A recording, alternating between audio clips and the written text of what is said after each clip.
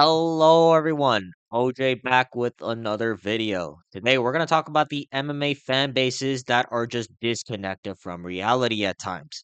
A lot of what these particular fan bases spread as narratives are just outright false, and you have to question, are these people watching the same things you are at times? Now, when I say a particular group of fans are disconnected from reality, I mean that these people either like a fighter for reasons that don't make sense or just outright lie about what their favorite fighters can do. If you are a fan of one of the fighters I'm about to mention, I'm not specifically targeting you as an individual. I'm making a general observation of these particular fan bases I'm going to talk about throughout this video. And before I start, also understand that I'm only going to talk about the fighters that are heavily relevant at this moment. So I'm not going to be talking about Conor McGregor or Habib Nurmagomedov fans. So with that all out of the way, let's jump straight into the video. We're going to start off with the Alex Pereira fans, more specifically known as the Poetards. Now, I understand that because Alex Pereira is the biggest star in the UFC right now, there are bound to be fans that are just plain annoying. It happened with Conor McGregor, Habib Nurmagomedov, and even Charles Oliveira, who I glaze to no end. But I feel that Alex Pereira fans just don't look at things realistically sometimes. They actually believe Alex Pereira is this amazing grappler defensively, which is just not true. I'm sorry, his default reaction to a single leg is a standing guillotine. I'm not about to claim that you are this elite level defensive grappler if a standing guillotine is your basic instinct to a takedown attempt. Also, a lot of extreme Peloton fans do this where they outright discredit fighters they either perceive as a threat to Alex or fighters that had extremely close fights with Alex Pereira. People are outright talking about Khalil Roundtree as Alex Pereira's toughest test at light heavyweight, as if Jan Blachowicz doesn't exist. Jan Blachowicz went to a split decision with Alex Pereira 2 years ago. Like, hello? I still say that Pereira won that fight, but it was very close. It's not like the Khalil fight where Alex was met with early resistance and he was able to find a way to finish the fight later on. Blachowicz was keeping up on the numbers with Alex Pereira throughout the entire fight. And this isn't even mentioning the fact that they truly believe Magomed Ankalaev is boring. Well, if you compare Ankalaev to Alex Pereira or Yuri Prohaska, he isn't exactly must-see TV, but he's not a Bilal Muhammad. I don't know why people are suggesting that Ankalaev is this boring cross sniffer. It feels like there's a huge abundance of Peloton fans that don't really watch fights, yet for some reason they feel the need to talk the most. I know that can be applied to a lot of fighters on the roster, but currently Peloton fans are the most common fans to do so. On the other end of the spectrum, we have the Magomed Ankalaev fans. Before I go off on Ankalaev fans, understand I like watching Magomed Ankalaev, and I understand that there are fans out there that like Ankalaev just because he is a Muslim. Those are not the fans I'm going to be talking about because the vast majority of Magomed Ankalaev fans right now are just people that hate Alex Pereira and his fan base. I get it. Poetards are very annoying, but Ankalaev fans are outright delusional as to how they think this fight is going to play out this weekend. I don't get why everyone is so confident that Magomed Ankalaev is going to smoke Alex Pereira in their upcoming fight. And listen, I'm picking Magomed Ankalaev to win, but even I don't think that's going to be an easy win for him. I feel that a lot of Ankalaev fans have convinced themselves into believing that he's got better boxing than Alex Pereira, and that Ankalaev will be the one to knock out Alex Pereira at light heavyweight. I'm here to tell you this is just straight up cope because you're probably an Izzy fan who wants to see Peloton lose. When have you ever seen Ankalaev use his boxing to knock anyone out in the first or second round? Johnny Walker? Man has never practiced a jab in his life. Ion Kutalaba? I mean, he's pretty good, but his striking isn't the reason why I think he's pretty good at light heavyweight. Anyone that actually shows some form of resistance in boxing has been able to go a decision against Ankalaev. And again, Ankalaev looked great in most of those decisions, but if you are telling me that he's about to knock out Alex Pereira, who's much better than anyone Ankalaev's fought in the striking, maybe other than Jan Blachowicz, that is straight up delusion. I'm picking Ankalaev to win by grimy decision, where He gets control time and tries to establish ground and pound. But I'm not delusional enough to believe that Alex Pereira can't knock out Ankalaev with a left hook in the first 3 rounds, nor do I believe that Ankalaev is a better striker than Alex Pereira.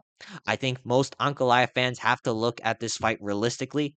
Can anything happen in a fight? Yes, but if you're telling me that Ankalaev is the better boxer or that Ankalaev is going to find some sort of finish in this fight early, you are straight up delusional. And I believe that delusion is stemming from the fact that these people hate Alex Pereira.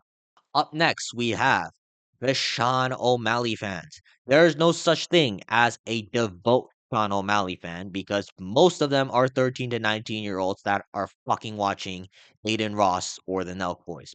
If you are actually consistently watching the sport, you know the following to be true. Yes, Sean O'Malley is incredibly fun to watch, but I'm not picking Sean O'Malley to be my favorite fighter because the UFC are actively trying their hardest to make Sean O'Malley something that he's not, and that is a pay-per-view superstar. It feels like the vast majority of Sean O'Malley fans are people who watch Nelk Boys and Aiden Ross to learn about the UFC. Only these guys are excited by the fact that Sean O'Malley is going to fight Merab Dvalishvili again in a rematch. And the other thing about O'Malley fans is that they truly believe that O'Malley is a superstar. He is fighting wise, but I'm rarely tuning into a Sean O'Malley podcast episode because half the time they're just talking about THC and partying with Schmitty. Feels like the same kind of shit I would watch from an Aiden Ross or a Nelk Boys podcast episode, which I'm not a fan of either of these two, to be honest. I don't think there are too many fans that are actual Sean O'Malley fans outside of his fighting, but there are some that actually believe Sean O'Malley is the coolest thing ever in the UFC, which I'm going to be completely honest, I don't see it whatsoever. Up next, we have the Sean Strickland fans. Now, I could just talk about how most Sean Strickland fans are just racist rednecks, but I'm not going to do that. My problem with most Strickland fans is that they truly believe Sean Strickland is this killer psychopath that goes to war against everyone. I'm here to tell you, no, he's not. Is he a really good fighter? Yes. Can he have exciting fights here and there? Yes. But am I going to delude myself into thinking that Sean Strickland is must see TV outside of the press conferences? No fucking way. And this isn't even me saying this because of what happened when he fought Paulo Costa and Dricus Duplessis in the rematch. No, his fighting style is usually the same.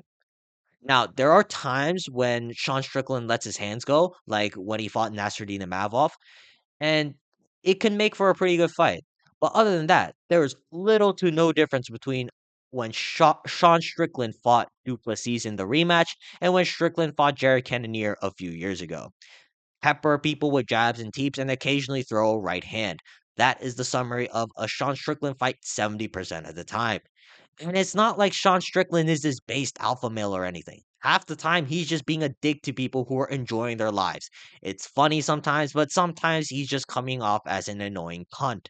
I'm not saying that Strickland is the worst thing that's happened to the sport, nor am I saying that I detest Sean Strickland and his fans. It's just that Strickland fans do not call a spade for a spade and will delude themselves into believing that Strickland is this psychotic killer that's going to fight people to the death, when that is the last thing he does in actual fights. And last but not least, I have been dying to go off on this particular fan base, and that is the Jon Jones fans. Where do I even begin with the Jon Jones fans? Oh, I know. I can start with the guy, Putman Tate over here. He's literally comparing Jon Jones to Jesus Christ. I'm sorry, Jesus Christ doesn't go around beating his wife.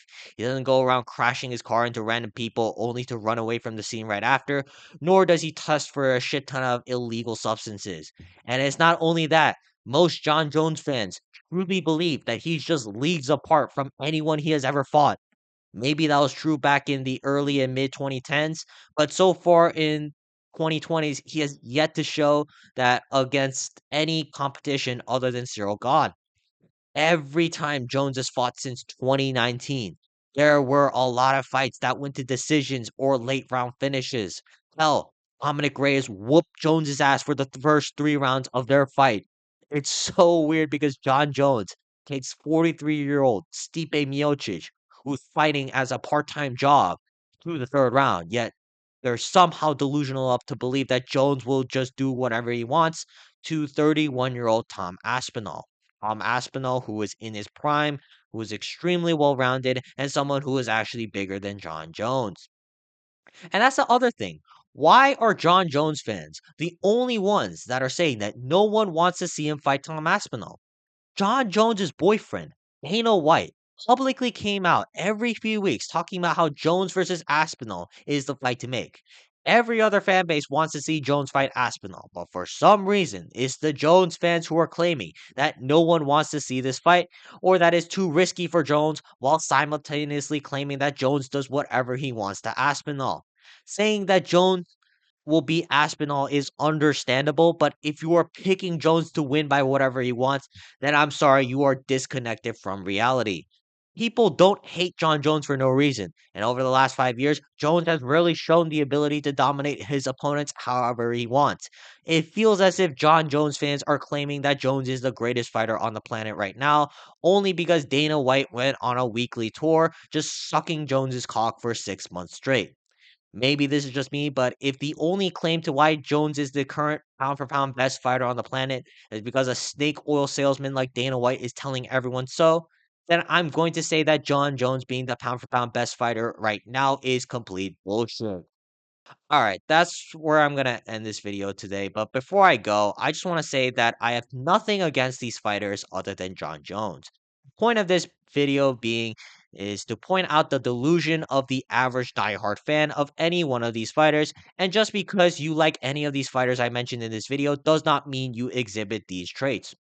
With that being said, let me know in the comments down below if you believe I missed any fan bases that are also just disconnected from reality. But other than that, make sure to like and subscribe, and I will see you guys next time. Peace.